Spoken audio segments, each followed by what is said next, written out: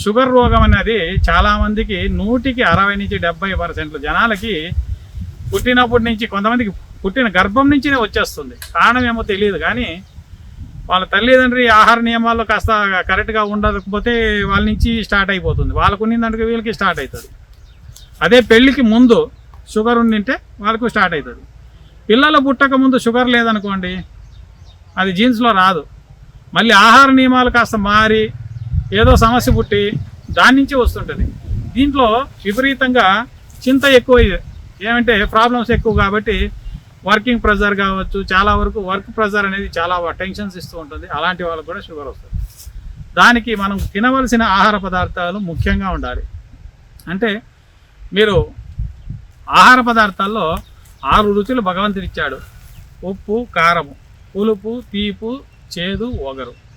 వీటిలో మనం తింటా ఉండేది మాత్రం 4. అంటే చేదు, ఒగరు వదిలేసాం. వదిలిన తర్వాత షుగరు, బీపీ స్టార్ట్ అయ్యాయి. అది అయిన తర్వాత తీపి వదిలేస్తున్నాం. షుగర్ ఎప్పుడు స్టార్ట్ అయిందో అప్పుడు తీపి వదిలేస్తున్నాం. 3 అయిపోయింది, ఇంకా 3 ఉన్నాయి. ఏదేంటి? ఉప్పు, ఇది పులుపు, కారము, ఉప్పు. ఈ 3 ఉన్నాయి. ఈ 3ను కూడా ఎట్లా అంటే, బీపీ ఎక్కువైందనుకో డాక్టర్ చెప్తాడు, దీన్ని ఉప్పు రోగం అని పిలుస్తుంటారు. మన పాతకాలంలో పూర్వీకులు దీన్ని, ఈ బీపీని ఉప్పు రోగం అంటారు. ఈ ఉప్పు రోగం వచ్చిన తర్వాత ఆ ఉప్పును కూడా తగ్గించేయాల్సి వస్తుంది. అప్పుడు తింటా ఉండేది ఏది? కారము, పులుపు.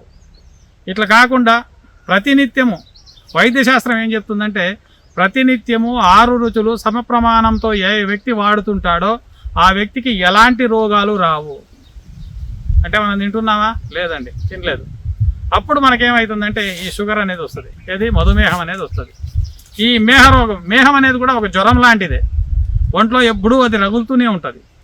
ఆ జ్వరం పోవాలా, ఆ మేహం పోవాలా అంటే ఏం చేయాలంటే, మనం తినే ఆహార పదార్థాలు నియమాలు మార్చుకొని ఆ ఒక సమస్య నుంచి దూరం అవుతా రావచ్చు.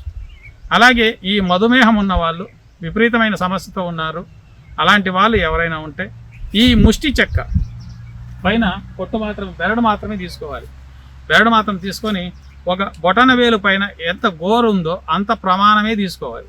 తీసుకొని నైట్ పడుకునేటప్పుడు ఒక గ్లాసు నీళ్లు తీసుకొని ఈ చెక్క ఎత్తి దాంట్లోకి వేసేయండి. బొటన వేలు గోరు ఎంత ఉందో అంత మాత్రమే ఉండాలి.